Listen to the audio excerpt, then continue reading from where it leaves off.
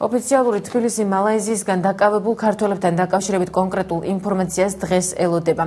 გრიგოლ უკრაინაში საქართველოს ელჩის გრიგოლ ქათამაძის განცხადებით ქართველი მოქალაქეების დაკავების თაობაზე პასუხი მათ მალაიზიის მხარეს უკვე სთხოვეს. ჩვენ დავაყენეთ საკითხი, რომ მივიღოთ სრული ინფორმაცია რა ვითარებაში როგორ და რის გამო მოხდა მალაიზიაში ჩვენი მოქალაქეების დაკავება. გვჭირდება ოფიციალური პოზიცია თავად მალაიზიის სახელმწიფოსგანაც აცხადებს გრიგოლ ქათამაძე, რომელსაც ამ საქმის კურირება საქართველოს საგარეო უწყებამ დაავალა. საქართველოს ორი მოქალაქე დარეჯან კოხტაშვილი და ბაბუცა გორდაძე მალაიზიელმა სამართალდამცველებმა გასულ კვირას დააკავეს.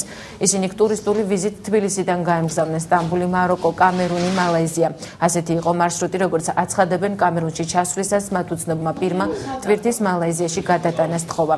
აეროპორტში ისინი ნარკოტიკების შეტანის მცდელობისათვის დააკავეს. დაკავებული ქართველების სამართლებრივ დაცვაში დახმარება საქართველოს სახალხო დამცველმა საერთაშორისო ორგანიზაციებს სთხოვა.